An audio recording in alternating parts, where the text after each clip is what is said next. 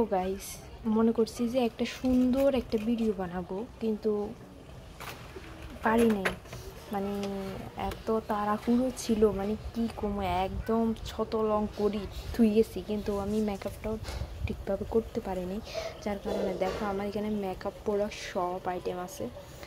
এই যে foundation, finer, তারপরে হচ্ছে আইশ্যাডো, ব্লাশ, কি নেই, কনসিলার, হ্যাঁ কন্ট্রোল নেই, কন্ট্রোল।